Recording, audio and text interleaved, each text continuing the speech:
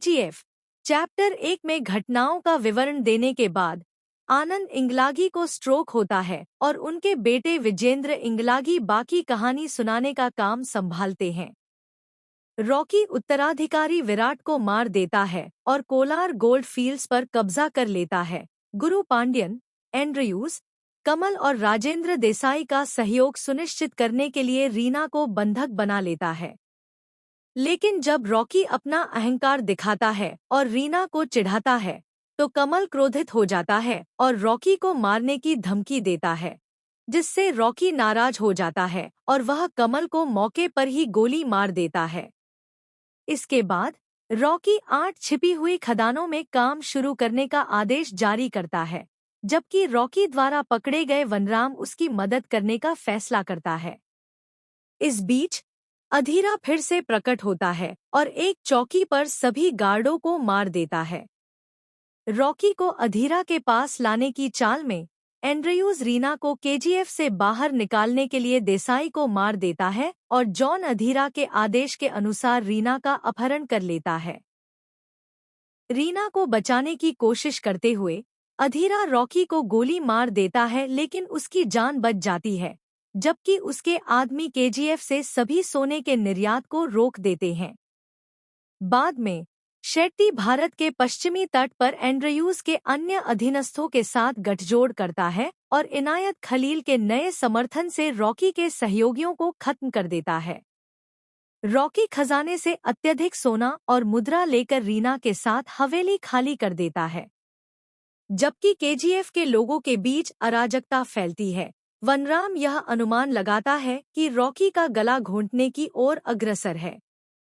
ठीक हो रहा रॉकी खलील के साथ सोने का सौदा करने दुबई जाता है, साथ ही साथ पूरे भारत में खलील के सहयोगियों को मारकर तट पर फिर से कब्जा कर लेता है और खलील को उसके साथ व्यापार में शामिल होने के लिए मजबूर करता है और कलाशनिकोव भी खरीदता है। रॉकी और उसका गिरोह अधीरा को गंभीर रूप से घायल कर देता है और अपने नए हासिल किए गए हथियारों से सड़क अवरोध पर उसके गुर्गों को मार देता है।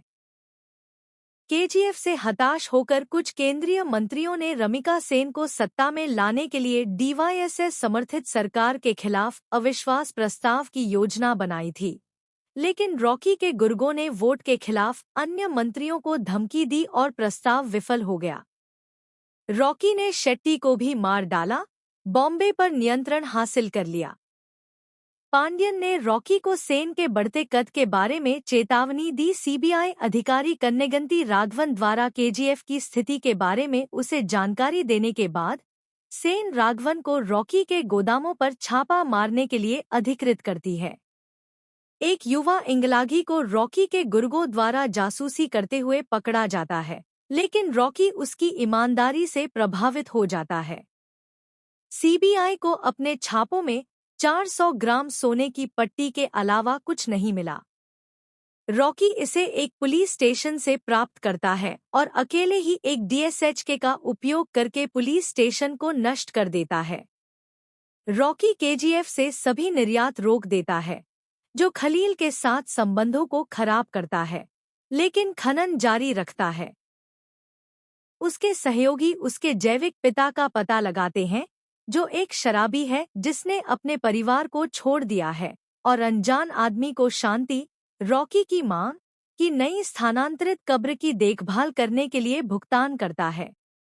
रीना को पता चलता है कि वह रॉकी के प्यार में पड़ गई है। अपनी हार के बाद भी गुस्से में अधीरा, एंड्रयूज, दया और जॉन के साथ खलील के बेड़े द्वारा समर्थित एक गुप्त मार्ग से केजीएफ में प्रवेश करता है। जैसे ही रीना रॉकी को अपनी गर्भावस्था के बारे में बताती है, अधीरा उसे गोली मार देता है। आगामी संघर्ष में रॉकी की सेना एंड्रयूज और दया को मार देती है, जबकि रॉकी जॉन को मार देता है और अधीरा को मार देता है। क्रोधित रॉकी और उसके गुर्गे संसद में सेन के भाषण को बाधित करते हैं और पांड्यन को मार देते हैं, जिसने गरुड़ पर हमले का मंचन किया था, जिसके लिए अधीरा को फंसाया गया था और गरुड़ के हमले के बारे में अधीरा को पहले ही सूचित कर दिया था। वह वही था जिसने अधीरा को गुप्त मार्ग दिखाया था जिससे रीना की मौत हो गई। रॉकी द्वारा केजीएफ पर नियंत्रण करने के बाद उसे बुलाया। एंड्रयूज को रॉकी को काम पर रखने के लिए उकसाया। दिल्ली में अविश्वास प्रस्ताव का मंचन किया और शेट्टी को खलील के साथ सेना में शामिल होने के लिए राजी किया। अपने हिंसक प्रकोप के कारण सेन रॉकी के खिलाफ मौत का वारंट जारी करता है और भारतीय सेना को लागू करता है। वह भारतीय, अमेरिकी और इंडोनेशियाई नौसेना को अपने ठिकाने का संकेत देता है, लेकिन आत्मसमर्पण करने से इनकार कर देता है। सेन केजीएफ और रॉकी के जहाज पर बमबारी करने का आदेश जारी करता है और वह सोने के साथ समुद्र में डूब जाता है, जो आज तक खोया हुआ है। रॉकी के जीवन से प्रेरित होकर एक युवा इंगलागी रॉकी पर एक किताब लिखने का फैसला करता है। रॉकी की मौत से 3 महीने पहले सेट किए गए मिड क्रेडिट सीन में CIA एजेंट जॉन बुकर 1978 और 1981 के बीच USA और 16 अन्य देशों में रॉकी के अपराधों से युक्त एक फाइल रमिका सेन को सौंपता है। वर्तमान में 24 न्यूज़ चैनल के चपरासी को KGF अध्याय 3 का अंतिम मसौदा मिलता है।